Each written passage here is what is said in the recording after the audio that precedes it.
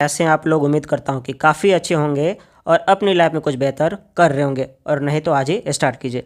तो भाई लोग यहाँ पे फिर से हम 25 क्वेश्चन करने वाले हैं, और आगे बढ़ने से पहले अगर आप लोगों ने सब्सक्राइब नहीं किया है तो भाई लोग सब्सक्राइब कर लो, क्योंकि जिस तरह से मैं एनालिसिस करता हूँ मैं गारंटी के साथ बोल सकता हूँ कि फेज 13 की इस एग्ज़ाम की किसी भी यूट्यूब चैनल पर इससे बढ़िया आपको एनालिसिस नहीं मिलने वाला है, एक्सप्लेनेशन के साथ क्वेश्चन नहीं मिलने वाला है। आपको 1 घंटा में 12 के 12 पूरा सेट ऐसे ही सिर्फ बोल करके आंसर को टिक करके करा दिया गया होगा। तो आप लोग थोड़ा सा अच्छी चीज़ों का कद्र करो और सब्सक्राइब कर लो, और वीडियोस पूरी देखा करो यार। इतनी सारी चीज़ें हैं इसमें, अगर आपने देख लिया ना तो बहुत सारी चीज़ें तो आपको ऐसे ही क्लियर हो जाएंगी। तो चलो आगे देखते हैं क्वेश्चन को। तो क्वेश्चन हमारा कहता है कि पृथ्वी के वायुमंडल की उस परत का क्या नाम है जहां मौसमी घटनाएं होती हैं। तो कल का जो वीडियो है मेरा, इससे पहले और भी हमारे 3 वीडियोज़ हैं। अगर आप यहाँ से देख रहे हो तो आप वीडियो 1 से जा करके 1 देखो, 2 देखो, 3 देखो, फिर ये वीडियोज़ देखना, क्योंकि उसमें बहुत सारी चीज़ें मैंने बताई हैं जिसे मैं यहाँ पे रिपीट नहीं करने वाला हूँ, क्योंकि टाइम हमारे पास लिमिटेड है। तो बोल रहा है कि वायुमंडल का उस परत का नाम क्या जहाँ पे मौसमी घटनाएं होती हैं। तो भाई हम लोगों ने पढ़ा कि कौन कौन से हमारे एटमॉस्फेयर के लेयर होते हैं। तो सबसे होता है हमारा, पहला नंबर पे होता है ट्रोपोस्फेयर, दूसरे नंबर पे होता है स्ट्रेटोस्फेयर, तीसरे नंबर पे होता है हमारा मेसोस्फेयर, और चौथे नंबर पे होता है हमारा थर्मोस्फेयर। बोले तो हिंदी मीडियम वालों, यार देखो आप लोग हिंदी करते हो ना, बताओ यहाँ पे मेरे भाई या मेरी बहनों, यहाँ पे हिंदी कहाँ पे है बताओ।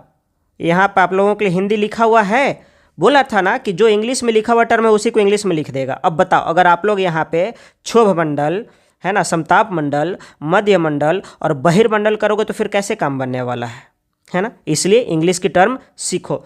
तो अब बात करते हैं इसका आंसर क्या होगा। तो मौसमी घटनाएं जहाँ पे होती हैं उसे हम लोग क्या बोलते हैं, ट्रोपोस्फेयर। इसको बोलते हैं रीजन ऑफ मिक्सचर। क्या बोलते हैं इसको? रीजन ऑफ मिक्सचर बोलते हैं इसको। यहाँ पे मौसमी घटनाएं यहीं पे होती हैं। क्या होती हैं यहाँ पे? मौसमी घटनाएं यहाँ पे होती हैं। अब कैसी मौसमी घटनाएं भाई? वर्षा वगैरह यहाँ पे होता, वर्षा होता है, हवाएं चलती हैं यहाँ पे, है ना, हवाएं वगैरह चलती हैं। और ये वाला जो रीज़न है इसमें एरोप्लेन, है ना, एरोप्लेन वगैरह यहाँ पे नहीं चलता है, याद रखोगे भाई लोग यहाँ पे, ठीक है, क्योंकि यहाँ पे उसके डायरेक्शन वगैरह में बहुत ज़्यादा प्रॉब्लम होगा, हिंड्रेंस क्रिएट होगा, इसलिए ट्रोपोस्फेयर में एरोप्लेन वगैरह नहीं चलता है। तो एरोप्लेन किस में चलता है भाई? वो चलता है हमारा स्ट्रेटोस्फेयर, इसमें हमारा एरोप्लेन चलता है ना, इसमें एरोप्लेन हमारा चलता है। तो कुछ और चीज़ें जान लेते हैं इसके बारे में। कल मैंने आपको बताया था कि अगर हमारा ये है ना, यहाँ से अगर हाइट है, क्या है हाइट है भाई? ट्रोपोस्फेयर की हाइट है ना, हाइट ऑफ ट्रोपोस्फेयर, ट्रोपोस्फेयर की हाइट। मैंने आपको क्या बताया था कि भाई यहाँ जो होगा ये पोल है। क्या है भाई लोग? ये हमारा पोल है, जिसको हम लोग क्या बोलते हैं हिंदी में? ध्रुव बोलते हैं। इसकी हाइट यहाँ पे कितनी थी भाई? वो 8 किलोमीटर थी। और यहाँ पे कितनी थी? यहाँ पे इक्वेटर, अगर इसे आप लोग मान लो इक्वेटर, या फिर जिसको विषुवत आप लोग बोल सकते हो, विषुवत, ठीक है। तो यहाँ पे क्या थी भाई? 18 किलोमीटर थी। और इसकी एवरेज जो आती है हाइट, वो आती है कितनी भाई आप लोगों की? 13 kilometre average height, average height है ना, मतलब औसत ऊंचाई। क्या है? औसत ऊंचाई, ठीक है। क्या औसत ऊंचाई कितनी आती है भाई? 13 किलोमीटर आती है। अब बात करता हूँ कि भाई यहाँ पोल पे हाइट कम क्यों होती है, यहाँ पोल पे हाइट 8 किलोमीटर क्यों होती है, और इक्वेटर पर ये 18 किलोमीटर क्यों होती है। तो रीज़न देखो, इसका रीज़न क्या है? रीज़न आपको पता होगा, जो ध्रुव होता है यानी जो पोल होता है, यहाँ पे जो एयर होता है, एयर कोल्ड होता है। क्या होता है? यहाँ पे कोल्ड होता है। और कोल्ड होने के कारण क्या करता है एयर हमारा? कोल्ड एयर हमारा श्रिंक करता है। क्या होता है? श्रिंक करता है, सिकुड़ता है। क्या करता है भाई? सिकुड़ता है। तो यहाँ पे जब टेम्परेचर कम होगा तो एयर सिकुड़ेगा, सिकुड़ेगा तो हाइट क्या होगा? यहाँ पे कम होगा भाई, इसलिए यहाँ पे क्या हो जाता है? सिकुड़ेगा तो हाइट क्या हो जाएगा? हाइट हमारा कम होगा यहाँ पे, ठीक है। लेकिन यहाँ पे इक्वेटर पे क्या होता है? टेम्परेचर क्या होता है यहाँ पे ज़्यादा होता है। टेम्परेचर ज़्यादा होने के कारण जो एयर होता है वो क्या होता है, एक्सपेंड करता है। क्या करता है, एक्सपेंड। जब एक्सपेंड करेगा तो हाइट क्या हो जाएगा, इसका हाइट इसका बढ़ जाएगा।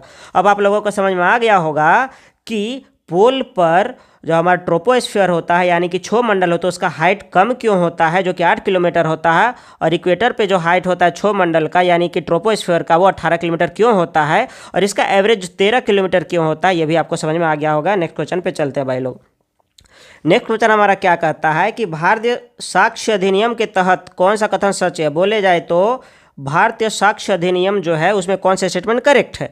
तो इससे रिगार्डिंग कल भी क्वेश्चन आया था, इसलिए बोल रहे हैं आप लोग कर लो, आप लोग को फायदा बहुत ज़्यादा दिखने वाला है, चाहे जीडी हो चाहे एमटीएस हो। एमटीएस और जीडी के लिए भाई इससे बेटर तो कुछ हो ही नहीं सकता है, क्योंकि जितनी भी क्वेश्चन हमारे आती हैं सभी पीवाईक्यू बेस्ड आती हैं, और एडिक्विटी का पीवाईक्यू है ही नहीं, सिर्फ और सिर्फ इसको लेकर के।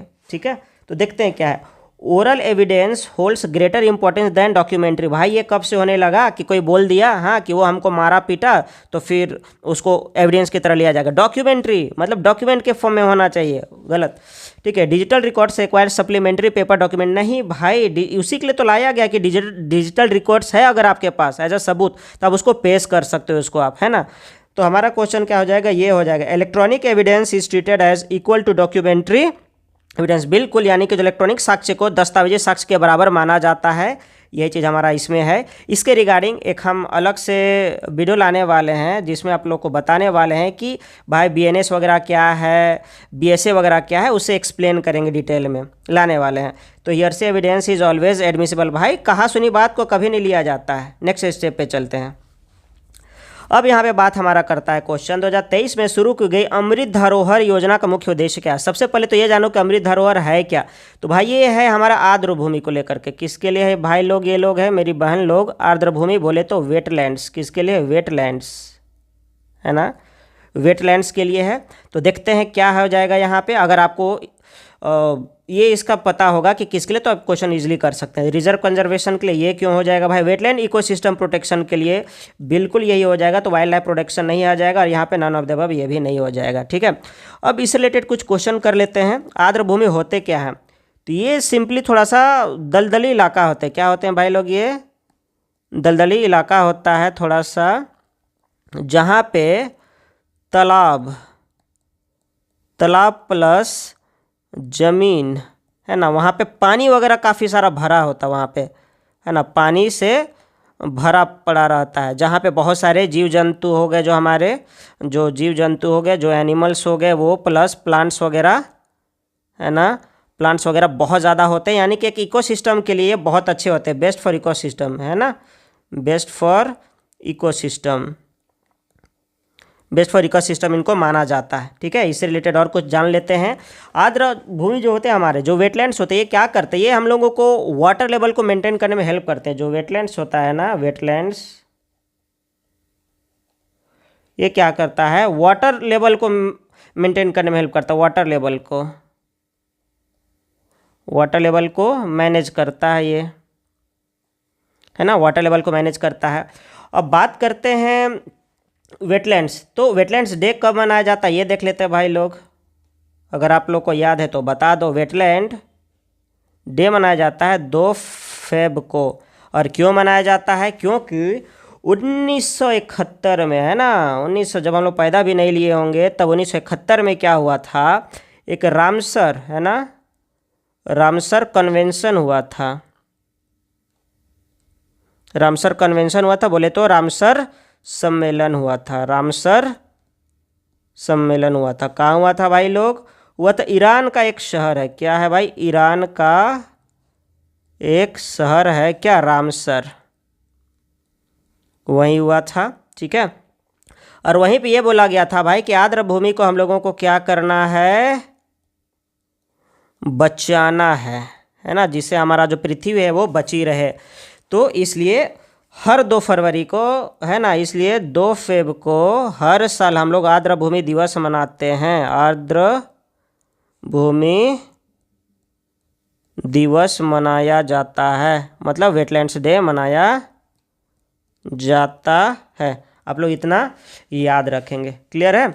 साथ ही साथ एक और डे याद रखोगे आप लोग, 10 दिसंबर को मानवाधिकार आयोग, क्या है, मानवाधिकार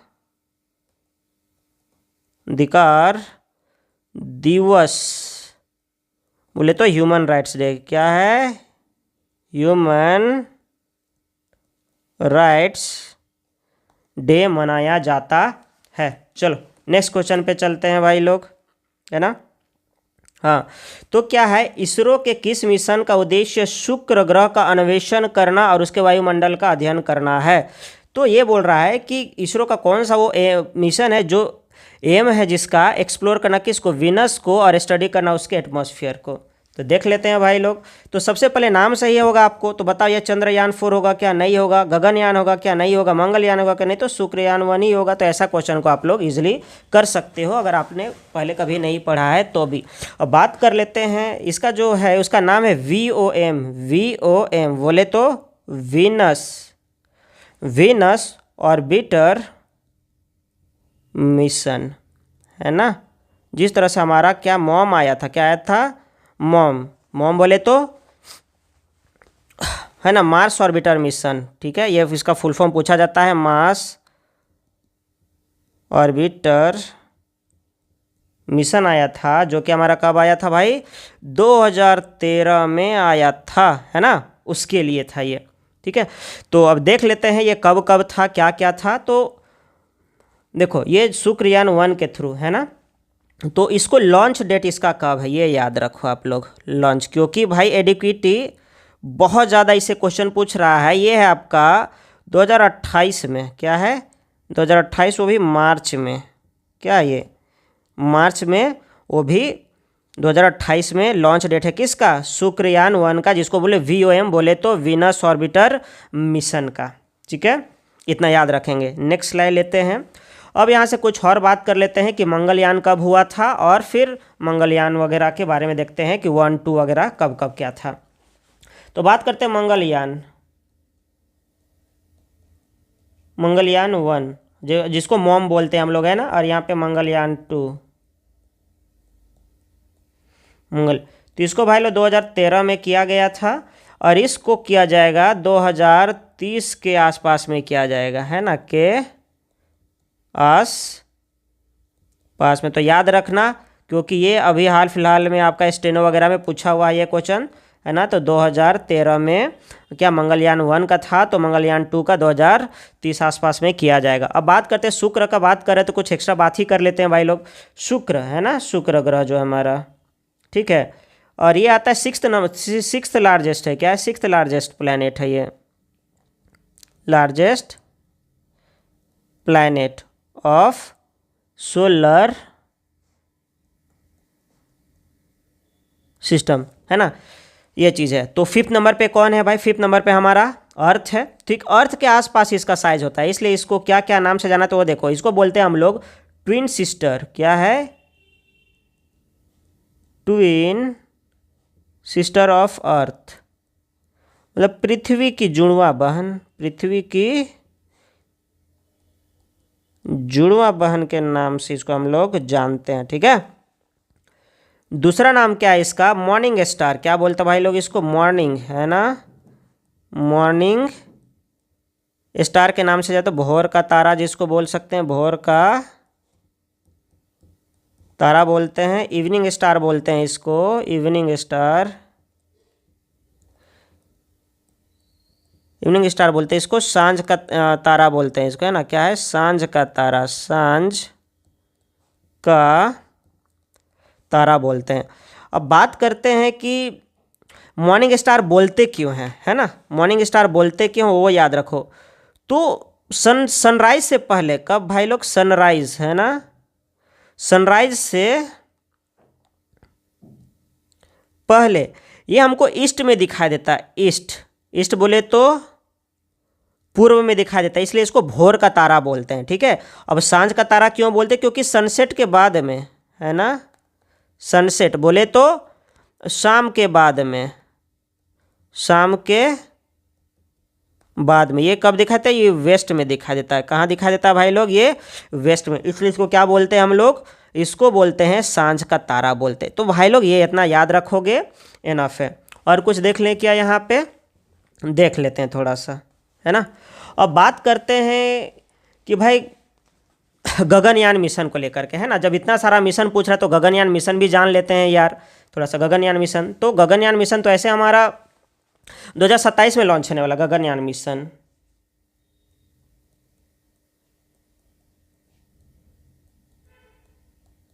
गगनयान मिशन कब होने वाला है? 2027 में लॉन्च होने वाला है, जिसमें हम लोग क्या जाएंगे, 3 मेंबर हमारे जाएंगे। कितने लोग जाएंगे भाई लोग?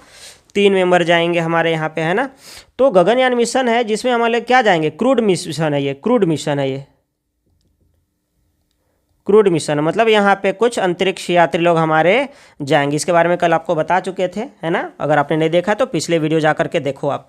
तो लेकिन ये गगनयान मिशन 2027 में जो हो रहा है, क्रूड मिशन है, इससे पहले भी इसके 2 ट्रायल फेज हो चुके हैं। कौन सा है भाई? Test mission. इससे पहले इसके टेस्ट मिशन है जिसको जाना जाता है G1 और G2।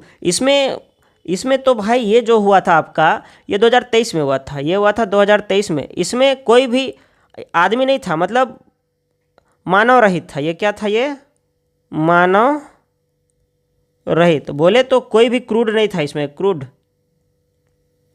क्रूड मेंबर इसमें कोई भी थे ही नहीं। ये चीज़ को आप लोग याद रखोगे। फिर दूसरा हुआ था 2024 में हुआ था भाई लोग, 2024 में हुआ था। इसमें रोबोट को भेजा गया था। किसको भेजा गया था भाई लोग? रोबोट को। उस रोबोट को यार नाम आप लोग याद रखो, व्योम मित्र। क्या नाम है? व्योम मित्रा। क्वेश्चन पूछा हुआ अभी, है ना। क्वेश्चन पूछा हुआ, आप लोग याद रखेंगे भाई लोग, एकदम क्वेश्चन पूछा हुआ है, स्टेनो में पूछा हुआ है। व्योम मित्र क्या है? तो भाई रोबोट है जिसका हेल्प से G2 मिशन को क्या किया गया था, कंप्लीट। मतलब गगनयान मिशन को क्रूड मेंबर को ले जाने से पहले G1 मिशन मानव रहित मिशन था, ऐसे ही चेक करने के लिए, और G2 मिशन को 2024 में रोबोट के हेल्प से किया गया था। तो ये चीज़ याद रखेंगे। और जो फाइनल लॉन्च होगा जिसमें क्रूड हमारे जाएंगे, मेंबर वगैरह हमारे जाएंगे, एस्ट्रोनॉट जाएंगे, वो है हम आपका 2027 में होगा। तो ये चीज़ आप याद रखेंगे, है ना। और इससे और है एक चीज़ याद रखेंगे आप लोग, चंद्रयान मिशन को लेकर के, है ना। चंद्रयान मिशन करें, यहाँ पे हो जाएगा, करते हैं चंद्रयान मिशन। जब इतना कर लिए हैं, चंद्रयान मिशन, मून मिशन जिसको आप लोग बोलते हैं ना, मून मिशन जिसको आप लोग बोलते हैं, ठीक है, मून मिशन आपको जिसको,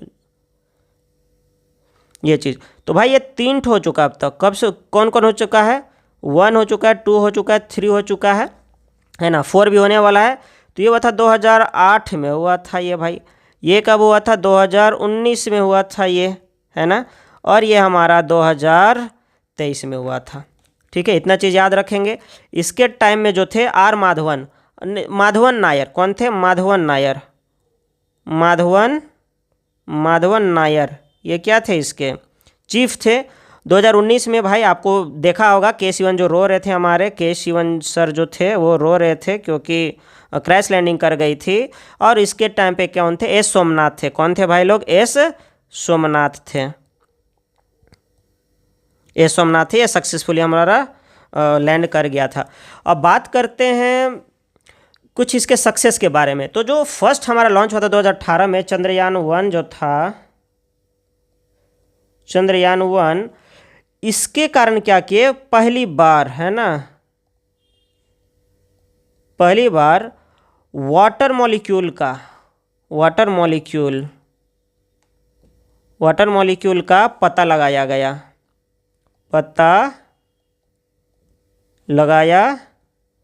गया। ड्राई आइस के फॉर्म में थे ये, है ना, जमे हुए फॉर्म में थे ये, जो भी थे याद रखोगे आप लोग, है ना। पहला चंद्रयान 2 2019 में लॉन्च हुआ था। इसका क्या था? इसमें 3 मॉड्यूल था। इसमें 3 था। एक तो ऑर्बिटर था भाई, ऑर्बिटर था। फिर क्या था? लैंडर था, है ना। और एक क्या था? रोवर था, ठीक है। ऑर्बिटर ये ठीक से तो ये काम कर रहा है, वर्क प्रॉपरली, आज भी कर रहा है। लैंडर ये भाई क्रैश लैंडिंग कर गया था। ये क्या कर गया था? हमारा क्रैश लैंडिंग कर गया था, है ना। और उसी के अंदर में लैंडर, है ना, इसी के अंदर में क्या था? प्रज्ञान था। कौन था भाई? प्रज्ञान, है ना, प्रज्ञान, जो कि रोवर था। यहाँ से क्या होता? ये एक बॉक्स जैसा स्ट्रक्चर था ये, है ना। लैंडर क्या था? बॉक्स जैसा स्ट्रक्चर था। उसके अंदर में क्या था? ये छोटा सा ये यहाँ से ये निकलता है। जैसे ये सॉफ्ट लैंडिंग करता ना, हाँ, लैंडर का काम था सॉफ्ट लैंडिंग कराना का। क्या था? सॉफ्ट लैंडिंग होता तो यहाँ से क्या निकलता है? ये रोवर निकलता है यहाँ से, और ये क्या करता है? ये घूमता है ना, घूमना था, और जिस सारे इंफॉर्मेशन कलेक्ट करना था। क्या करना था? इंफॉर्मेशन कलेक्ट करना था, इंफॉर्मेशन कलेक्ट करने का था। लेकिन भाई हमारी फूटी किस्मत, भाई ये जो लैंडर था है ना, लैंडर का नाम विक्रम था, है ना। लैंडर का नाम क्या था? लैंडर विक्रम, विक्रम साराभाई के नाम पे, है ना। लैंडर का नाम क्या था? विक्रम था। तो ये हमारा क्रैश कर गया था, तो रोवर हमारा नहीं निकल पाया था। तो ये जो मिशन था ये हमारा क्या हो गया था? मिशन फेल कर गया था। ठीक है। अब बात करते हैं चंद्रयान-3 की, जो कि 2023 में हुई थी, चंद्रयान-3 की। तो ये सक्सेसफुल रहा, ये हमारा सक्सेसफुल रहा। और साउथ पोल में पहुंचने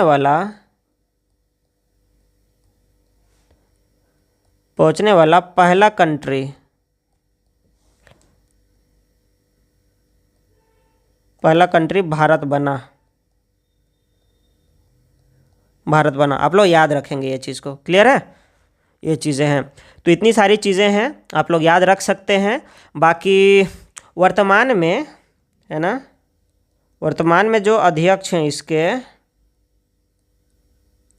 वो है हमारे डॉक्टर साहब, है ना, डॉक्टर नारायण है, डॉक्टर वी नारायणन। ये चीज़ आप याद रखेंगे। और चीज़ें याद रखने वाला है, जैसे कि 2035 में भारत अपना स्पेस स्टेशन, क्या है? स्पेस स्टेशन लॉन्च करने वाला है। ठीक है, याद रखेंगे। और 2040 में खुद का भारत का क्या होने वाला है भाई? मानव को चंद्रमा पे, मानव मिशन होने वाला है, जिसमें चंद्रमा पे भेजा जाएगा, एस्ट्रोनॉट्स को चंद्रमा पर भेजा जाएगा। तो इतनी सारी चीज़ें आप लोग याद रख सकते हैं। और चंद्रमा पर जाने वाला भारत कौन सा देश हो जाएगा भाई? तीसरा देश हो जाएगा, थर्ड कंट्री हो जाएगा। कौन कौन से? USA और चाइना के बाद में। ठीक है, आप लोग याद रखेंगे। नेक्स्ट क्वेश्चन पे चलते हैं।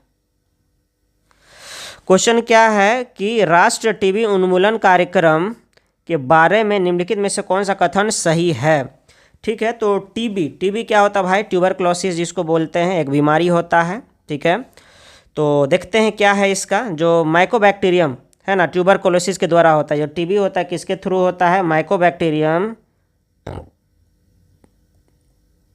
माइकोबैक्टीरियम ट्यूबरक्लोसिस, है ना,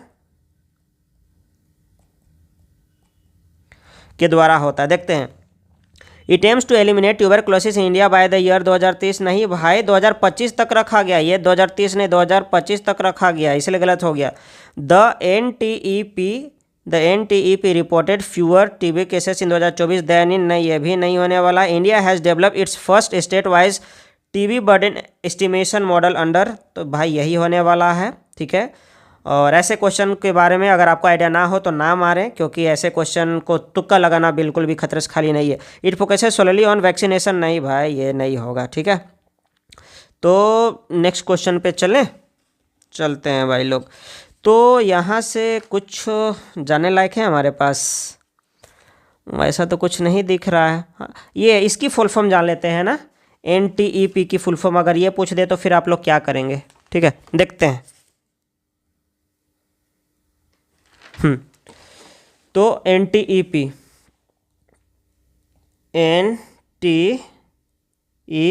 तो नेशनल ट्यूबरक्लोसिस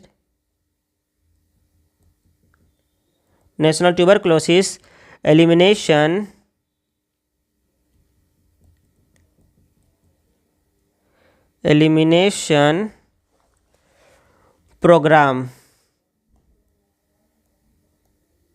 है ना। तो national tuberculosis elimination programme, NTEP ये चीज़ है इसका फुल फॉर्म। तो आप लोग याद रखेंगे तो ज़्यादा आपको क्या होने वाला है, एलिमिनेशन, हाँ इरेडिकेशन यार, इरेडिकेशन।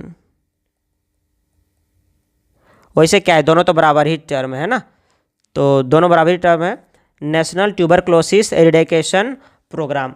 अब बात करते हैं इसमें इसका टारगेट क्या था, टीबी को ख़त्म करने का इसका जो टारगेट था,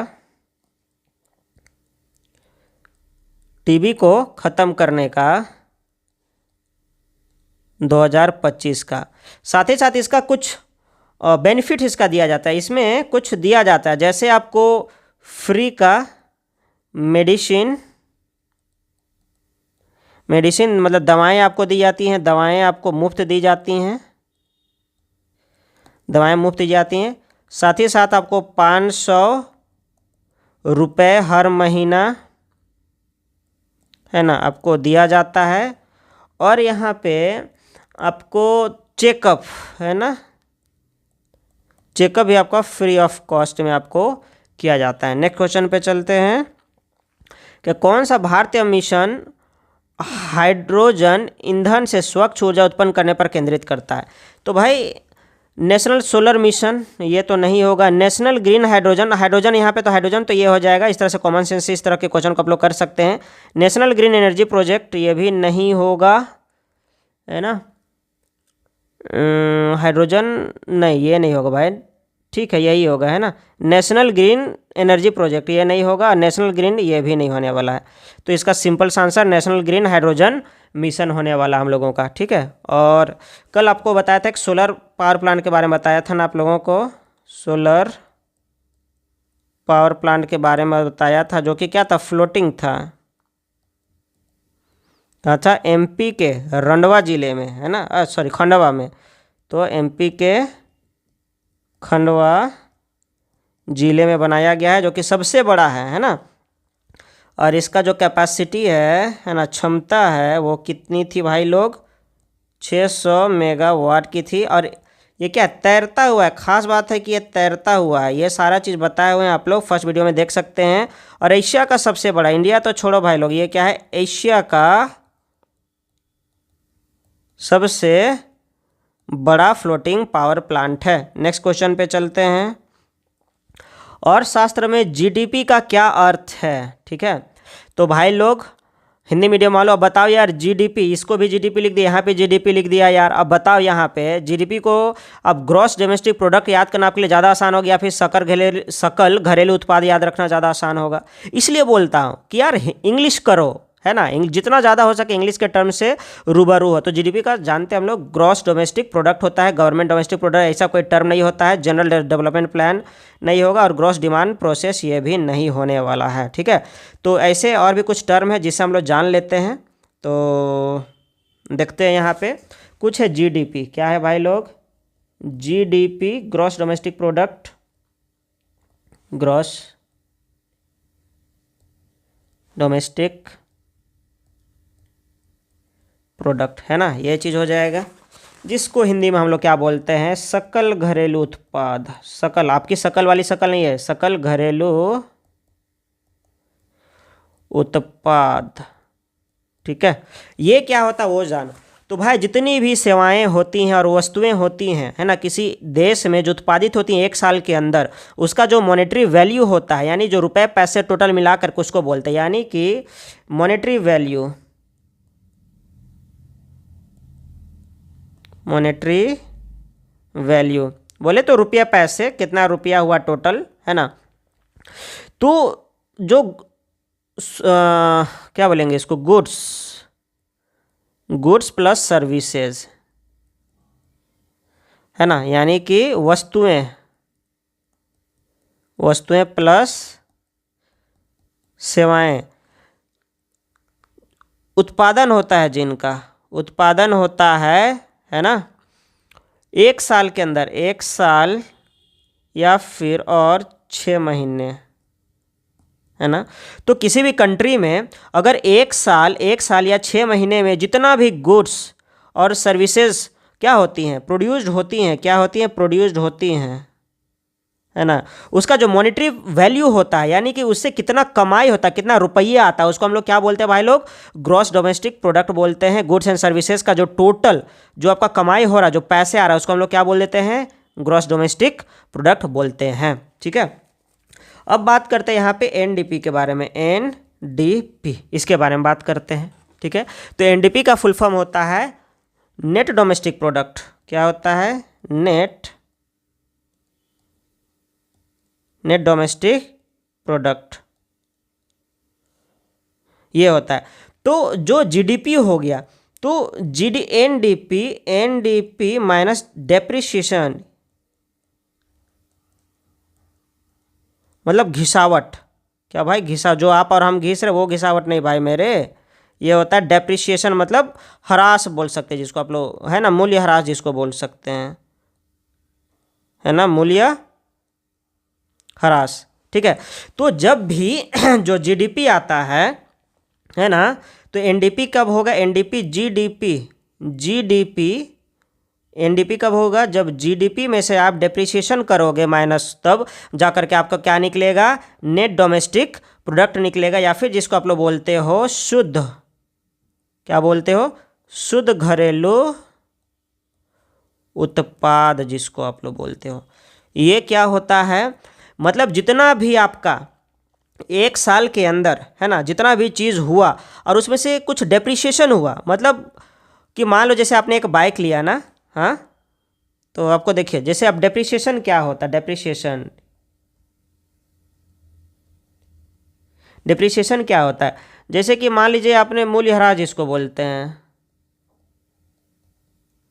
मान लिया आपने एक बाइक लिया, है ना, आपने बाइक एक गुड्स में आ जाएगा, सर्विसेज तो है नहीं भाई, आपने बाइक लिया और उससे आप एक महीने बाद आप क्या करना चाह रहे हो भाई, उसे आप सेल करना चाह रहे हो। ठीक है, सेल करना चाह रहे हो, तो अगर मान लो आपने 1 लाख, है ना, मतलब मान लो कि आपने इतना में लिया था, ठीक है, आपने इतना में लिया था, 1 लाख में आपने लिया था उसको, ठीक है, आपने 1 लाख में उसको लिया था, अगर आप अब बेचने जाओगे तो कितना मिलेगा, एक महीना हुआ, मान लो यार आपको 90 के आपको मिले, तो ये चीज़ डिप्रिसिएशन होता है। यानी कि जब भी आप एनडीपी अगर निकालना होगा आपको, कुछ मत करना, जीडीपी माइनस डेप्रिसिएशन, डेप्रिसिएशन को माइनस कर दोगे तो आपका क्या आ जाएगा, नेट डोमेस्टिक प्रोडक्ट बोला जाए तो शुद्ध घरेलू उत्पाद आपका आ जाएगा। इसको हम लोग क्या बोलते हैं, डेप्रिसिएशन बोलते हैं, आप लोग याद रखेंगे। अब बात करते हैं हम लोग यहाँ पे जीएनपी की, जीएनपी, है ना, जीएनपी, तो इसको बोलते हैं ग्रॉस नेशनल प्रोडक्ट। मतलब आपको नेशनल देख के समझ में आ रहा होगा कि जितने भी लोग हमारे क्या हैं, जो सिर्फ हमारे नेशनल की कमाई, उसको बोलेंगे। यानी कि जो भी goods and services, goods plus services का जो प्रोडक्शन हो रहा है ना, यानी कि वस्तुएं प्लस सेवाएं, ठीक है, उसका प्रोडक्शन कौन कर रहे हैं, सिर्फ भारतीय लोग करेंगे। क्या करेंगे, सिर्फ भारतीय लोग करेंगे, भारतीय लोगों द्वारा, समझ में आ रहा है ना, सिर्फ इंडियन के द्वारा करेंगे। गुड्स प्लस सर्विसेज प्रोडक्शन करेंगे किसका, वो करेंगे सिर्फ भारतीय लोगों के द्वारा होगा, चाहे वो देश के अंदर रहे, देश के अंदर प्लस बाहर, विदेशों में जाके कुछ लोग करते हैं ना, उसको जोड़ देंगे यहाँ पे और माइनस कर देंगे किसको, विदेशी की कमाई को। क्या, विदेशियों की कमाई को माइनस करेंगे, इसमें विदेशियों की कमाई को माइनस करेंगे, तभी तो आएगा भाई हमारा ग्रॉस में। विदेशियों की कमाई को क्या करेंगे, माइनस करेंगे, तब जा करके गुड्स एंड सर्विसेज जो प्रोडक्शन होगा हमारे कंट्री के अंदर में, उसमें सिर्फ और सिर्फ हमारे देश के अंदर और बाहर के रहने वाले लोगों को ऐड करेंगे, लेकिन विदेशियों की कमाई को उसमें माइनस कर देंगे, तो हमारा क्या आएगा, ग्रॉस नेशनल प्रोडक्ट आ जाएगा। इसको अगर हिंदी में बोले तो क्या बोलते हैं, इसको हम लोग बोलते हैं सकल, है ना, सकल राष्ट्रीय उत्पाद बोलते हैं, सकल राष्ट्रीय उत्पाद बोलते हैं, आप लोग याद रखेंगे, ठीक है। लेकिन अगर एनएनपी अगर आपको निकालना होगा तो फिर से क्या करो, जिस तरह से जीडीपी एनडीपी निकालने के लिए जीडीपी में से माइनस क्या था, डेप्रिसिएशन, उसी तरह से जीएनपी माइनस क्या कर देंगे, डेप्रिसिएशन। तो क्या निकल जाएगा भाई लोग, हमारा निकल जाएगा एनएनपी। एनएनपी बोले तो नेट नेशनल प्रोडक्ट, क्या बोलेंगे, नेट नेशनल प्रोडक्ट, बोले तो शुद्ध राष्ट्रीय आय। ये चीज़ आप याद रखेंगे। नेक्स्ट क्वेश्चन पे चलते हैं।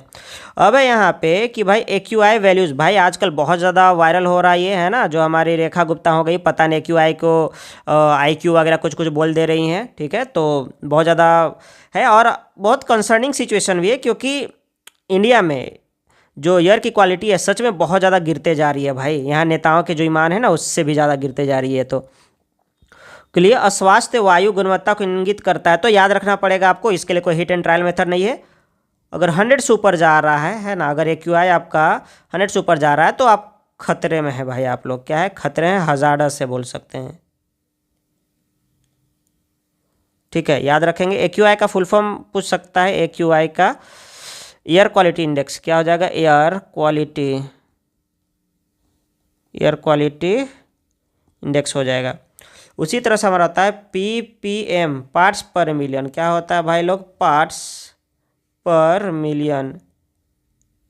इसका याद रखेंगे आप लोग, है ना, क्योंकि ये भी क्या होता है, जनरली इम्प्योरिटी को मेज़र करता है। ये भी क्या करता है, इम्प्योरिटी को मेज़र करता है, इम्प्योरिटी को ही क्या करता है, ये मेज़र करता है ना। कहाँ, या तो वाटर में हो वो चीज़, या फिर वो चीज़ आपकी सॉइल में हो, है ना, उसको ये क्या करता है, मेज़र करता है। तो इम्प्योरिटी को मेज़र करने का भी एक और क्या, एक स्केल है, या आप बोल सकते हो पीपीएम, पार्ट्स पर मिलियन बोलते हैं, जिसमें सॉल्यूशन में देखा जाता है। इसमें क्या देखा जाता है कि अगर किसी चीज़ की सॉल्यूशन हो, कंसंट्रेशन हो, है ना, तो उसको देखते हैं कि भाई उसमें कितनी है। जैसे अगर मान लो कि एक पार्ट, अगर किसी का आप 1 मिलियन ले लो, 1 मिलियन 10 लाख होता है ना,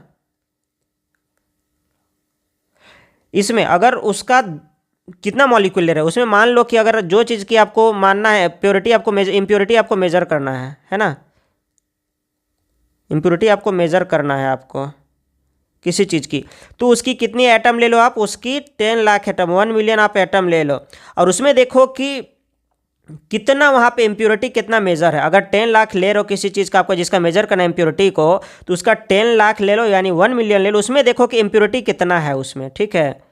तो वही उसी को हम लोग क्या बोलते हैं भाई, पार्ट्स पर मिलियन के नाम से जाना जाता है, पीपीएम के नाम से जाना जाता है यहाँ पे, है ना। कंसंट्रेशन को बताता है जनरली, ये क्या बताता है, कंसंट्रेशन को बताता है। क्या बताता है ये, कंसंट्रेशन ऑफ इम्प्योरिटी को बताता है ये किसी चीज़ की, है ना, किसी सॉल्यूशन में, है ना, या कोई मिक्सचर बोल दो सकते हो आप लोग यहाँ पे, ठीक है, उसमें। नेक्स्ट क्वेश्चन पे चलते हैं। अब यहाँ पे कौन सी दो टेक्टोनिक प्लेटें आपस में टकराने के कारण हिमालय का निर्माण हुआ है, भाई ये लो आप लोग जान रहे बहुत आसानी से, बहुत आसान क्वेश्चन नहीं है। तो हमारा इंडियन और यूरेशियन हो जाएगा। अगर याद नहीं था तो मत मारना ऐसे क्वेश्चन को। इंडियन अफ्रीकन नहीं होगा, यूरेशियन ऑस्ट्रेलियन नहीं होगा, और पैसिफिक यूरेशियन भी नहीं होने वाला है। तो बात कर लेते हिमालय के बारे में, है ना।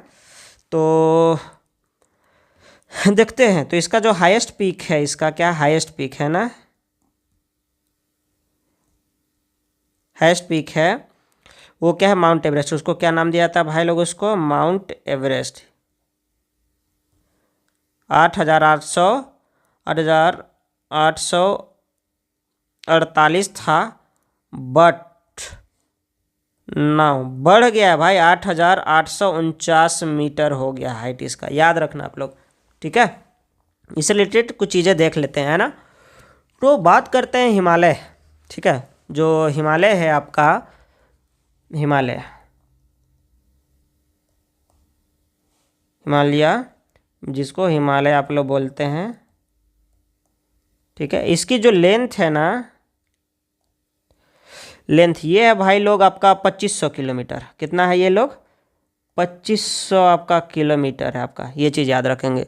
साथ ही साथ याद रखेंगे ये है आपका न्यू, है ना, न्यू फोल्ड माउंटेन। क्या है? न्यू फोल्ड माउंटेन है ये आपका, ठीक है। साथ ही साथ ये ग्रेनाइट का बना हुआ है। किसका बना हुआ है ये? ग्रेनाइट का बना हुआ है ये, ठीक है। और एकदम न्यू है ये, जितना भी फोल्ड माउंटेन है एकदम लेटेस्ट है, एकदम लेटेस्ट, एकदम न्यू है ये।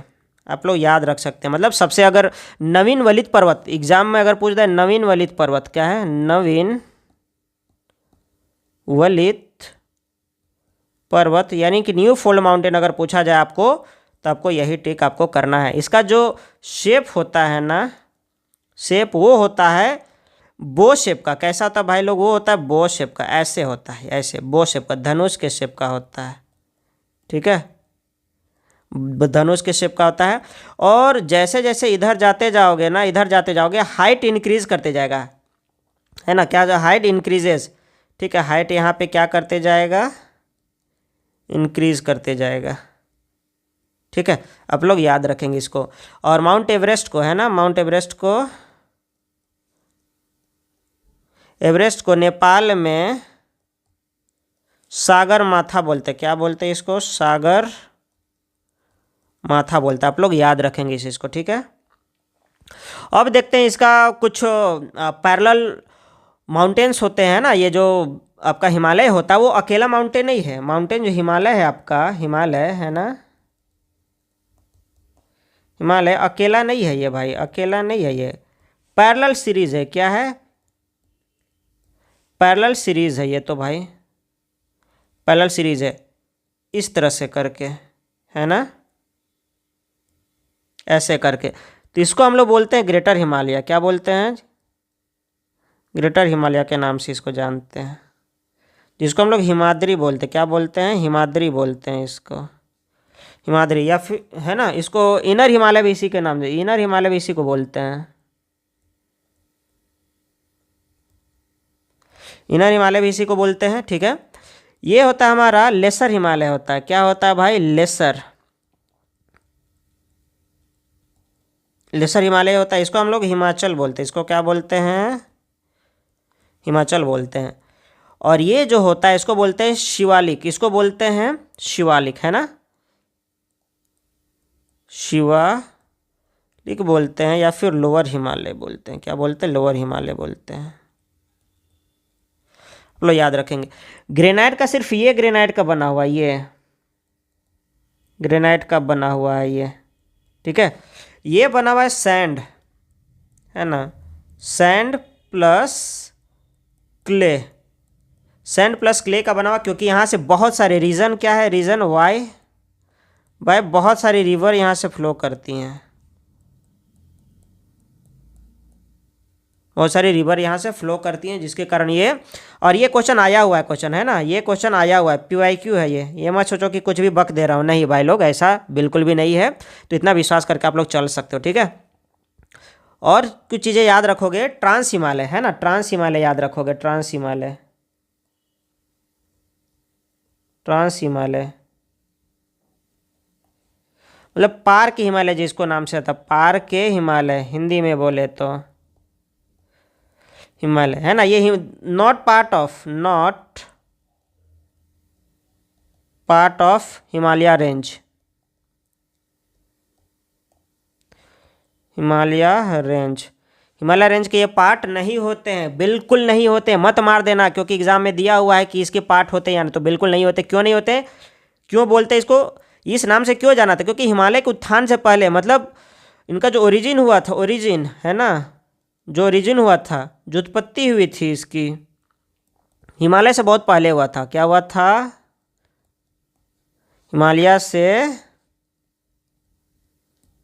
बहुत पहले हुआ था, इसीलिए, है ना। अब कौन कौन सा नाम है याद रखना, है ना, इस तरह से, इस ऐसे ऐसे, है ना, ऐसे ऐसे, काराकोरम, कैसे काराकोरम,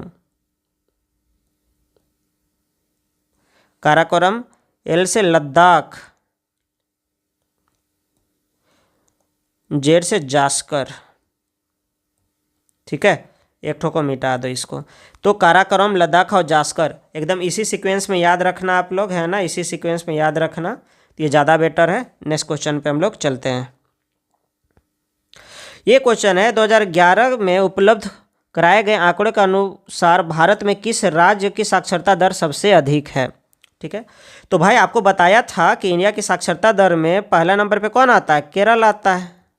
हाँ, केरल आता है जिसका 94% है। फिर आपको बताया भाई मिजोरम आती है। हाँ, मिजोरम आती है जिसकी 91% है। आपको बताया गया है कल, आपको याद है या नहीं है। तो देखो यहाँ पे केरल तो है नहीं, जब केरल यहाँ पे है ही नहीं तो मिजोरम ही हो जाएगा ना। अब समझ में आया कि ये जो करा रहा हूँ इतना डीप में जा करके आप लोगों को कहीं से भी क्वेश्चन पूछ दे आप लोग कर लोगे, लेकिन आप लोगों को वैल्यू कहाँ समझ में आता है ना। यही जगह कोई पैसे लेकर के देता तो लोग फट से ले लेते। तो मिजोरम हो जाए, क्योंकि राजस्थान नहीं होगा, अरुणाचल प्रदेश नहीं होगा, बिहार नहीं होगा, है ना। कुछ एक्स्ट्रा फैक्ट देख लेते हैं इसके बारे में, है ना। भारत के कुछ राज्य देख लेते हैं, ठीक है, जहाँ की साक्षरता दर बहुत ज़्यादा है। और यूटी के बारे में बात कर लेते हैं अब, है ना, यूटी के बारे में बात कर लेते हैं। तो यूटी साक्षरता दर, साक्षरता दर, तो बात करते हैं लक्षद्वीप की। लक्षद्वीप, दमन एंड दीव, अंडमान एंड निकोबार, दिल्ली, चंडीगढ़, याद रखेंगे इसको आप लोग, ठीक है। तो लक्षद्वीप में भाई आपको सबसे ज़्यादा देखने के लिए मिलेगा, 91% आपको देखने के लिए मिलेगा। दमन एंड दीव में आपको 87% देखने के लिए मिलेगा आपको, ठीक है। तो ये आप याद रखेंगे, ये आप याद रखेंगे। बाकी इनका जो है लगभग सेम है सबका, 86% है इसका भी, लेकिन इसमें कुछ पॉइंट में है, ये याद रखेंगे। फिर 86% और ये 21% है, ये याद रखेंगे। और यहाँ पे 86.05%, ये याद रखेंगे, है ना। क्योंकि आपका जो क्लोज है ना, एक बार इसका है ना, मेरा मॉक में एक बार इसका पूछा गया था, तो हमको तो याद था कि भाई अंडमान निकोबार हो जाएगा और दिल्ली हो जाएगा और चंडीगढ़ सबका 86% मार देंगे, लेकिन यहाँ पे एग्जैक्ट पूछा गया था तो एक क्वेश्चन को हमको छोड़ना पड़ा था। तो इस तरह से भाई आप लोग देख सकते हैं, आपको याद रखना होगा तो लक्षद्वीप का याद रखना, एक 91% था। दमन दीव का याद रखना 87%। बाकी तीनों का आप 86 करके आप लोग याद रख सकते हैं, है ना।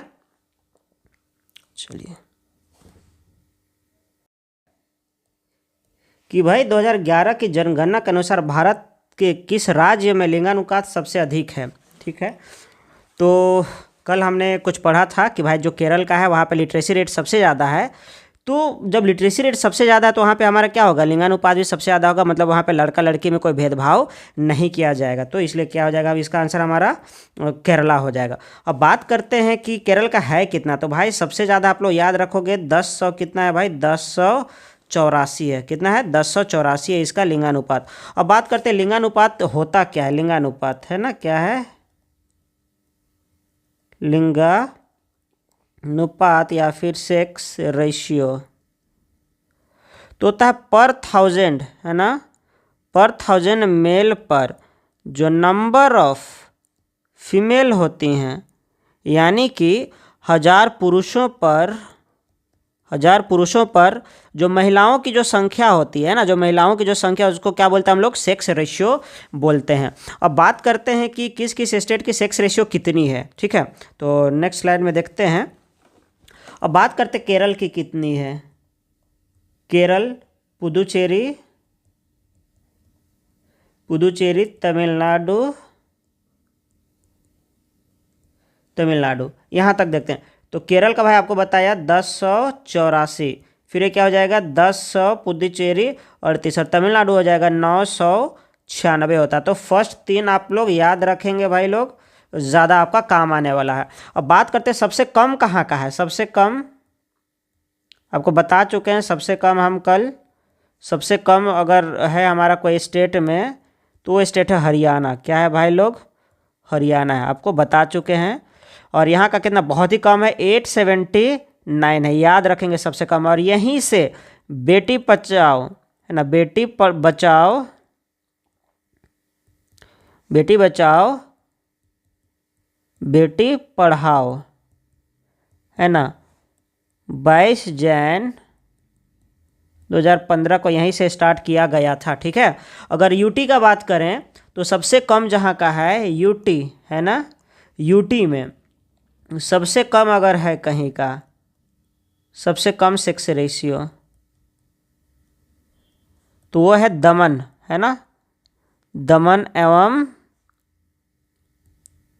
दीव की। कितना है भाई? बहुत ही कम है, 618 है। तो ये चीज़ को आप लोग याद रखेंगे, है ना।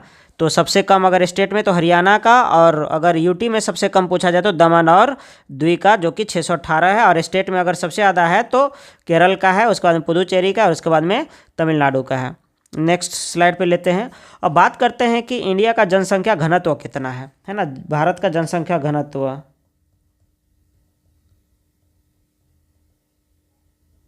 जनसंख्या घनत्व कितना है? तो भाई 382 व्यक्ति, है ना, 382 व्यक्ति ये है, मतलब इतना पर्सन है ना, कितना, इतना पर्सन। अब बात करते हैं कि ये जनसंख्या घनत्व होता क्या, पॉपुलेशन डेंसिटी होता क्या है? पॉपुलेशन डेंसिटी यानी कि 1 किलोमीटर स्क्वायर में रहने वाले लोग ही क्या कहलाते हैं भाई? पॉपुलेशन डेंसिटी कहलाते हैं। अब बात करते हैं कुछ राज्य की जहाँ की पॉपुलेशन डेंसिटी क्या क्या है, राज्य, है ना, जनसंख्या घनत्व जहाँ का क्या है। तो बिहार भाई हमारा सबसे आगे है यहाँ पे, उसके बाद में वेस्ट बंगाल आता है, और उसके बाद में केरल आता है। आप लोग याद रखेंगे, बिहार का है 1106, वेस्ट बंगाल का 1028, कई बार पूछा गया, और केरल का है 860। आप लोग याद रखेंगे भाई लोग, बहुत ज़्यादा है। और यूटी में अगर बात करें, यूटी में तो दिल्ली भाई, इसका तो बात ही नहीं है, इसका 11,300 सबसे ज़्यादा इसका है आपका जनसंख्या घनत्व है ना। तो नेक्स्ट क्वेश्चन पे चलते हैं यहाँ पे। अब बात करते हैं यहाँ पे कि किस अधिनियम ने ब्रिटिश भारत में हिंदू और मुसलमानों के लिए अलग निर्वाचक मंडल की शुरुआत की? तो आप लोग को याद होगा, बहुत सारे लोग पढ़े होंगे। तो ये है मार्ले मिंटो रिफॉर्म से, जो कि 1909 में आया था। ठीक है। 1892 का ये अलग है यहाँ पे। ठीक है। तो 1935 का एक बार देख लेते भाई, आगे देख लेते हैं ना इसको। हाँ, यहाँ पे बात करते हैं। ठीक है। तो वो तो हमारा था, एक मिनट। हाँ, तो ये है क्या एक्चुअली में, मार्ले मिंटो रिफॉर्म एक्चुअली में है क्या? तो इसमें ये बोला गया कि हिंदू के लिए और मुसलमानों के लिए अलग अलग निर्वाचक मंडल होंगे। मतलब हिंदू को सिर्फ हिंदू ही चुनेंगे, और मुसलमान को सिर्फ क्या चुनेंगे, मुसलमानों। मतलब यहाँ से हिंदी मुस्लिम का राजनीति करना अंग्रेजों ने शुरुआत कर दिया था यहाँ से। ठीक है। अब बात करते हैं यहाँ पे क्या क्या है। 1919 का जो अधिनियम था, है ना, देखते हैं यहाँ पे। 1919 का मॉन्टेग्यू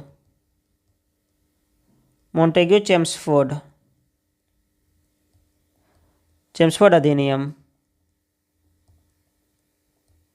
ये द्वैध शासन लगाया था। क्या लगाया था भाई? द्वैध शासन लगाया था ये, है ना, डायरकी लगाया था, डायरकी लगाया था। मतलब क्या, मतलब ये कि आपको 2 सब्जेक्ट बनाया था ये लोग, है ना। सब्जेक्ट को 2 पार्ट में, एक तो रिजर्व्ड प्लस हो जाएगा ट्रांसफर्ड। मतलब कुछ अधिकार अपने पास रख लिए थे और कुछ किसी और को दे दिए थे, जिसको हम लोग रिजर्व को बोले तो आरक्षित बोलते हैं, जिसको आरक्षित, है ना। और ट्रांसफर्ड बोले तो हस्तांतरित। तो द्वैध शासन सिंपली याद रखोगे, द्वैध शासन डायरकी लगाया गया था हमारा 1919 का मॉन्टेग्यू चेम्सफोर्ड अधिनियम के थ्रू लगाया गया था। याद रखेंगे इस चीज़ को, है ना। अब चलते हैं 1935 का। 1935 यहाँ पे डायरकी खत्म कर दिया गया था। डायरकी को खत्म कर दिया गया था, लेकिन कहाँ से? सिर्फ प्रोविंस में खत्म किया गया था, प्रांतों में खत्म किया गया था बस, है ना। सेंटर में अभी भी था ये, क्या था ये? सेंटर में अभी भी था। तो ये चीज़ को याद रखेंगे भाई लोग, आप लोग, है ना। नेक्स्ट चलते हैं। एक था हमारा 1935, है ना, वो तो हो गया ना 1935 का। हाँ 1935 का हो गया। अब बात करते हैं 1852 था आपका, है ना। यहाँ पे क्या था, तो ये बोला था कि जो लेजिस्लेटिव असेंबली है ना, लेजिस्लेटिव असेंबली, लेजिस्लेटिव जो असेंबली है, इसमें भारत के लोगों का, भारत के लोगों को शामिल किया गया था इसमें, कि भाई आप भी क्या हो जाओ, शामिल हो जाओ। और सदस्यों के लोगों को शामिल किया किया है ना, भारत के लोगों को शामिल। लेजिस्लेटिव असेंबली बोले तो हिंदी में उसको क्या बोल देंगे हम लोग, विधान परिषद। क्या बोलेंगे इसको, विधान परिषद, विधान परिषद ये बोल देंगे आप लोग। Legislative assembly means Vidhan Parishad में भारत के लोगों को भी क्या किया गया था, शामिल किया गया था। नेक्स्ट क्वेश्चन पे चलते हैं। किस अधिनियम ने बंगाल के गवर्नर जनरल को भारत का गवर्नर जनरल बना दिया? तो ये भी क्वेश्चन आपको याद करने वाला है, ठीक है भाई। 1833 का जो एक्ट था उसमें जो बंगाल का गवर्नर जनरल को भारत का गवर्नर जनरल बना दिया था। 1813 क्या कहता है, 1853 क्या कहता है, एक बार देखते हैं इसको, है ना। 1813 का चार्टर एक्ट, चार्टर एक्ट। तो सबसे पहले कंपनी का एकाधिकार को समाप्त कर देता है, कंपनी का एकाधिकार को समाप्त, है ना। यानी कि ये बोला कि भाई आपको क्या करो, जो आपको ट्रेड करना है ना, आपको ट्रेड करना है आपको, वो सिर्फ क्या करो, चाय और अफीम में करो, बस आप अफीम में करो। किसके साथ करो, सिर्फ चाइना के साथ करो। ईस्ट इंडिया कंपनी को बोला गया, ईस्ट इंडिया कंपनी को बोला गया कि भाई आप लोग क्या करो, आपको जो कंपनी का अधिकार को समाप्त कर दिया और बोला कि जो ट्रेड करना है तो चाय और अफीम में करो, वो भी सिर्फ और सिर्फ चाइना के साथ करो। साथ ही साथ कंपनी का काम को, ईस्ट इंडिया कंपनी का 20 साल इसको बढ़ा दिया, 20 साल इसका बढ़ा दिया, है ना, ये चीज़ है। साथ ही साथ 1 लाख रुपया दिया, 1 लाख रुपया दिया इंडिया में। कहाँ पे, इंडिया में। बोला कि आप क्या करो भाई, एजुकेशन को प्रमोट करो आप, है ना, एजुकेशन को बढ़ावा दो, एजुकेशन को क्या करो आप, बढ़ावा दो। साथ ही साथ यहाँ पे मिशनरी को अलाउ कर दिया गया, मिशनरी प्रमोट करने के लिए, प्रमोट का परमिशन दे दिया ये लोग कि भाई आप लोग जाओ और अपना जो क्रिश्चियनिटी धर्म है उसको इंडिया में क्या करो, आप लोग जा करके प्रमोट करना स्टार्ट कर दो और इंडिया में एजुकेशन को बढ़ावा दो, है ना। वो भी कौन सा एजुकेशन, इंग्लिश एजुकेशन, है ना, इंग्लिश एजुकेशन को आप लोग क्या कर दो, बढ़ावा दो। तो ये सारा चीज़ आप लोग इसमें याद रखेंगे। 20 साल के लिए बढ़ा दिया है ईस्ट इंडिया कंपनी का, उसको समय को 1 लाख रुपया दिया गया इंडिया में एजुकेशन को बढ़ावा देने के लिए। मिशनरी को प्रमोट किया गया, यहाँ पे आकर के आप प्रमोट कर सकते हो इसके लिए। नेक्स्ट क्वेश्चन है कि कौन सा भारतीय शास्त्र संगीत में प्रयुक्त होने वाला सुशीर, तो सुशीर मतलब जिसको फूंक करके बजाते हैं हम लोग, है ना। तो क्या ये हमारा बांसुरी हो जाएगा, है ना।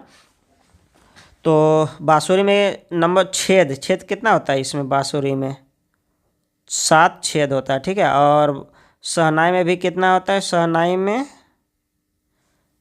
भी 7 होता है। एग्जाम में आया हुआ, ये एग्जाम में आया हुआ, ये मत सोचना कि ऐसा ही बता रहे, एग्जाम में आया हुआ है, ठीक है। ये स्ट्रिंग इंस्ट्रूमेंट होगा, स्ट्रिंग इंस्ट्रूमेंट, स्ट्रिंग इंस्ट्रूमेंट, ठीक है। तबला परक्यूशन इंस्ट्रूमेंट,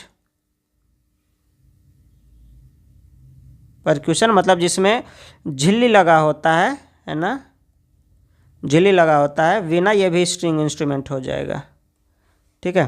ये चीज़ आप लोग याद रखेंगे, है ना। इस रिलेटेड कुछ और क्वेश्चन कर लें क्या, या फिर कुछ और ये एक्स्ट्रा फैक्ट देख लेते हैं ना। तो बांसुरी की बात कर रहे थे यहाँ पे, बांसुरी,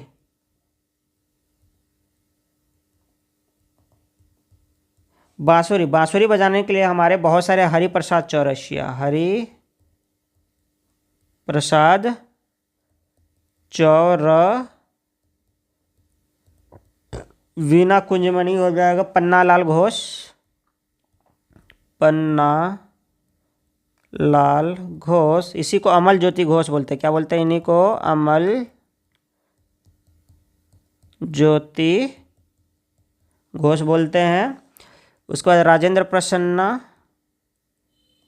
राजेंद्र प्रसन्ना हो जाएगा। और एक और इन्हीं के साथ राजेंद्र कुलकर्णी, ठीक है, ये हो जाएंगे। अब शहनाई का भी बात कर लेते हैं भाई, शहनाई का। तो बिस्मिल्लाह खां आप लोग नाम जानते होंगे, बिस्मिल्लाह खां हो जाएंगे, ठीक है। बागेश्वरी कमर, बागेश्वरी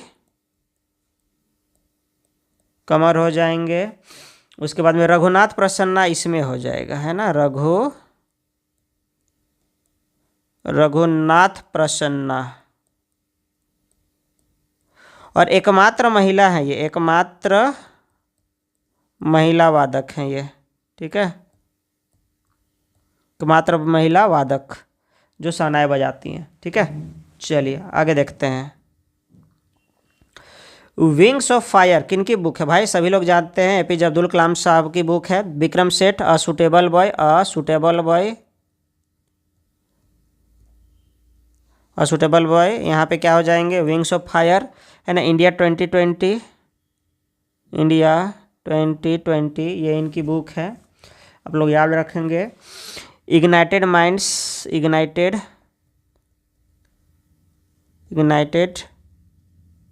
माइंड्स ये भी याद रखेंगे, है ना। और एक है जर्नी, जर्नी हो जाएगा ट्रांसफॉर्मिंग ड्रीम्स इनटू एक्शन,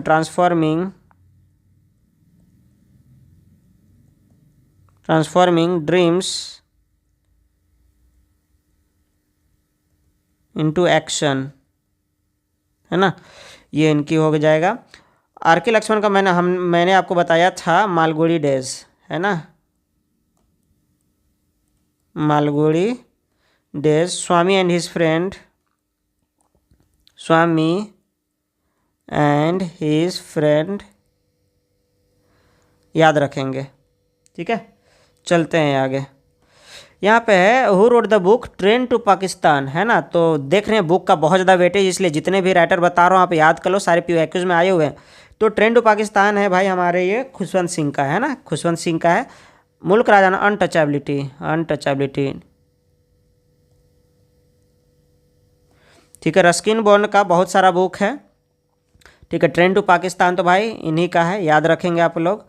अब रस्किन बॉन्ड का यहाँ से देखते हैं भाई, है ना। रस्किन बॉन्ड का the room on the roof, the room on the roof, ये आपको याद रखेंगे। फिर याद रखेंगे the blue umbrella, the blue umbrella.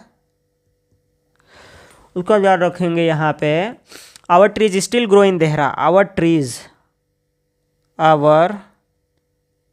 Trees still grow in Dehra, ये याद रखेंगे। और it's wonderful life, it's wonderful life, ये याद रखेंगे। और एक ये है इनकी रोड्स टू मसूरी, बहुत फेमस है रोड्स टू मसूरी, है ना, रोड्स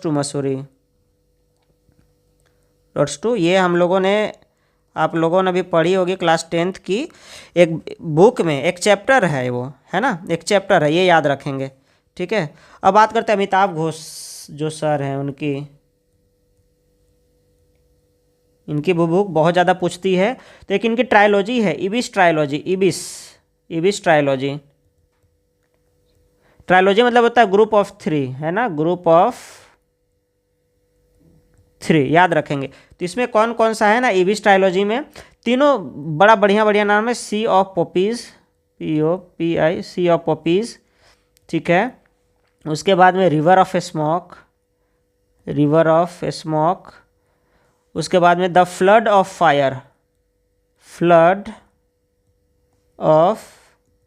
फायर, ये याद रखेंगे। और भी है इनका वो बहुत सा, द हंग्री टाइड,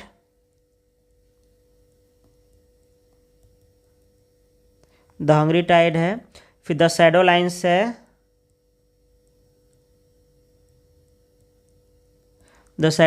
है, the glass palace, the glass, the living mountain,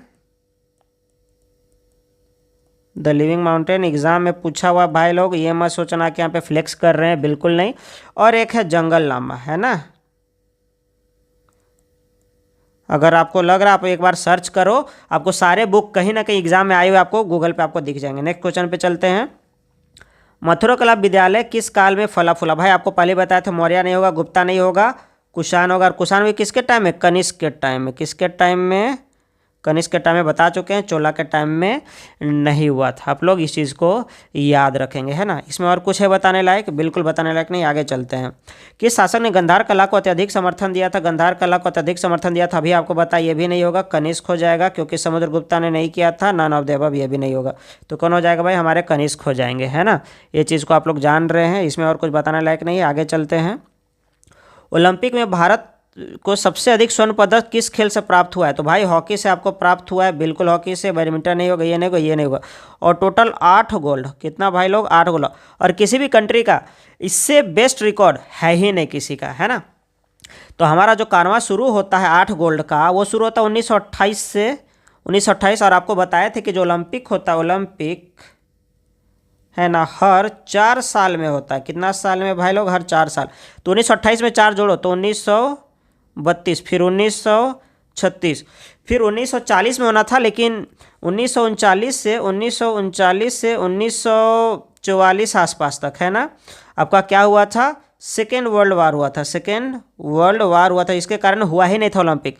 तो ये मत याद रखना। उसके बाद में 1948 याद रखना, फिर 1952 याद रखना, 1956 याद रखना, फिर 60 में नहीं जीता, फिर 64 में जीते थे हम लोग भाई यहाँ पे, फिर 1964 में फिर हम लोगों ने जीता था।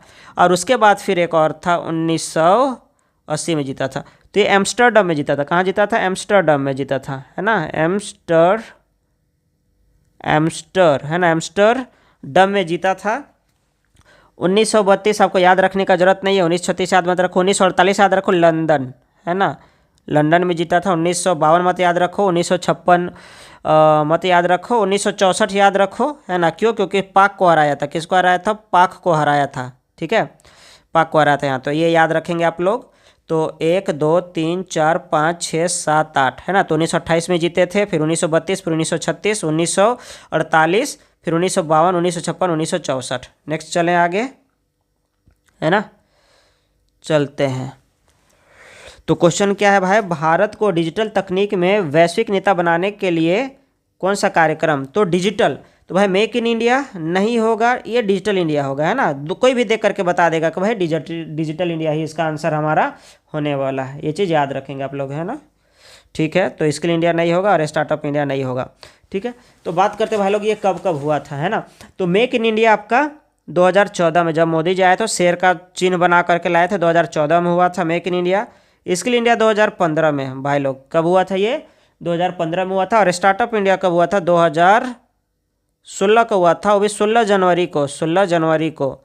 इसीलिए हम लोग 16 जनवरी को क्या मनाते हैं? 16 जनवरी को हमारा स्टार्टअप डे मनाया जाता है। स्टार्टअप डे मनाया जाता है। इतना आपको याद रखने का ज़रूरत है। नेक्स्ट क्वेश्चन पे चलते हैं। क्या गरीबी रेखा से नीचे के परिवारों को मुफ्त एलपीजी कनेक्शन देने के लिए आपको बताए थे ना, हाँ, क्या बताए थे? उज्ज्वला योजना। क्या बताए थे? उज्ज्वला योजना, उज्ज्वला स्कीम बताए थे। 16 मई 2016 को शुरू हुआ था। बिहार बता दिए थे, तो बिहार नहीं होगा ये, बिहार आपको बताया था, वो नहीं होगा, बलिया होगा, बलिया ना। बलिया कहाँ? एमपी का बलिया में, ठीक है, वहाँ से शुरू हुआ था भाई लोग। तो ये उज्ज्वला योजना देख रहे हो ना। तो जो चीज़ एक्सप्लेन किया तो वहीं से क्वेश्चन 3-4 क्वेश्चन, तो भाई 4-5 क्वेश्चन तो आपको दिख गया यहाँ पे। तो आयुष्मान भारत नहीं होगा, ये 2019 में हुआ था ना, ये 2019 में हुआ था, ठीक है, आयुष्मान भारत। और प्रधानमंत्री किसान, ये भी तुम्हारा आपका 19 में ही हुआ था, क्योंकि इसमें 2-2 हज़ार रुपया का 3 किस्त दिया जाता है यहाँ पे आपको, है ना। याद रखेंगे। स्टैंड अप इंडिया, ये भी 2016 में ही हुआ था आपका, ठीक है। ये भी कब हुआ था? 2016 में ही हुआ था, याद रखेंगे यहाँ पे, है ना। आयुष्मान भारत 2000 नहीं, 2018 आसपास, उज्ज्वला योजना 2016, 18 प्रधानमंत्री 2019 वगैरह, ये चीज़ याद रखेंगे आप, है ना। 6,000 रुपया, दो तो टोटल 6,000 रुपया यहाँ पे आपको दिया जाता है। 2,000 रुपया का किस्त दिया जाता है ना, जो कि 4 मंथ में दिया जाता है। कितना मंथ में भाई? 4 मंथ में दिया जाता है 2-2 रुपया, मतलब 2,000 रुपया का।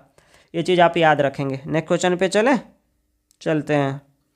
अब यहाँ पे ब्रिक्स देशों में अमेजन ऑर्सा वन, तो भाई अमेजन ऑर्सा वन आप लोग बहुत बार पढ़े होंगे, ये ब्राज़ील में होता है। बाकी इसमें ये कुछ भी ऑप्शन नहीं होंगे, तो वैसा कुछ याद करने वाला है भी नहीं। एक चीज़ याद रखते हैं कि ब्राज़ील में एक यहाँ पे है आपका अमेजॉन रिवर, है ना। अमेजॉन रिवर यहीं पे आपका फ्लो करता है। क्या है भाई? अमेजॉन रिवर, ठीक है, जो कि सबसे लार्जेस्ट रिवर है वर्ल्ड का, लार्जेस्ट रिवर आप लोग याद रखेंगे। मतलब सबसे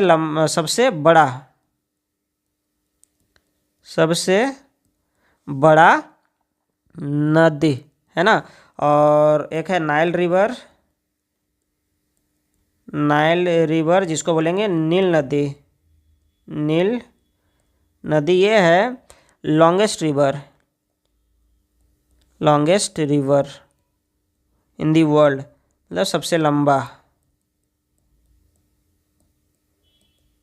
लंबा नदी यार। ये कहाँ है? अफ्रीका में है। ये कहाँ फ्लो करता भाई? अफ्रीका कॉन्टिनेंट में, है ना, महाद्वीप में जिसको बोल सकते हैं। याद रखेंगे। इसमें और भी वैसा कुछ बताने वाला तो है नहीं। अब बात करते हैं यहाँ पे IMEC गठबंधन में केंद्रीय भूमिका निभाने वाला मध्य पूर्वी देश कौन सा है? तो आपको याद रखना पड़ेगा भाई, ये डायरेक्ट आपका सऊदी अरबिया होगा, है ना। तो ये नहीं होगा, बाकी ये दोनों नहीं होंगे, सऊदी अरबिया होगा। आपको डायरेक्ट याद रखना पड़ेगा। IMEC का फुल फॉर्म बताए थे। आई से क्या हो जाएगा? इंडिया, है ना, मिडिल ईस्ट, है ना, यूरोप इकोनॉमिक कॉरिडोर, ठीक है। तो इस चीज़ को फुल फॉर्म आप लोग याद रखेंगे। बाकी इसमें और कुछ जाने लायक तो है नहीं, है ना। चलिए, ये क्या है? स्वतंत्र भारत के पहले राष्ट्रीय खेल किस वर्ष किए थे? तो आपको कल बताए थे कि भाई हमारा जो 1924 में है ना, 1924 में कहाँ हुआ था? लाहौर में, ठीक है, फर्स्ट नेशनल गेम हुआ था, है ना। आप लोग याद रखेंगे। और उस टाइम पे उसको किस नाम से जाना था? Indian Olympic games. क्या नाम से? इंडियन ओलंपिक गेम से जाना जाता था। फिर 1940 में मुंबई में इसका नाम बदला गया, जब मुंबई में हो रहा था तब नाम बदला। नाम क्या रखा गया इसका? इसको रखा गया राष्ट्र खेल, मतलब नेशनल गेम किया गया। और फिर पहली बार 1948 में आपका लखनऊ में आज़ादी के बाद हुआ था, लखनऊ में, है ना, आज़ादी। कल ये बताए थे आपको, एक्स्ट्रा फैक्ट में बताए थे आज़ादी के बाद। तो भाई आज 5 से 7 क्वेश्चन डायरेक्ट आपको देखने के लिए मिले हैं। फिर ये क्वेश्चन क्या है? संविधान का कौन सा अनुच्छेद राज्य विधानसभाओं का प्रावधान करता? तो आर्टिकल 168 करता है। आपको याद रखना पड़ेगा। ये भी नहीं होगा, ये भी नहीं होगा, ये भी नहीं होगा, है ना। तो आर्टिकल से भी बहुत सारे क्वेश्चन बनते हैं जो आपको हम लाने वाले हैं, है ना। तो अगर आप लोग यहाँ तक आए हो यार और आपको अच्छा लगा हम मेरा मेहनत, तो यहाँ पे सब्सक्राइब कर दो और एक कमेंट छोड़ दो। और आप चाहे MTS के लिए आप कर रहे हो, MTS के लिए कर रहे हो, CGL मेंस के लिए कर रहे हो आप लोग, तो भाई आपको बेनिफिट देने वाला है ये। इतना तो गारंटी के साथ बोल सकता हूँ, GD के लिए देने वाला है ये, है ना। इसलिए सब्सक्राइब करो, ठीक है, और थोड़ा सा मेरा मोटिवेशन बढ़ाओ। तो इसी तरह से फिर से कल लाते हैं 25 क्वेश्चन का वीडियो, जिसमें आपको बहुत सारी चीज़ें सिखाएंगे। Thank you.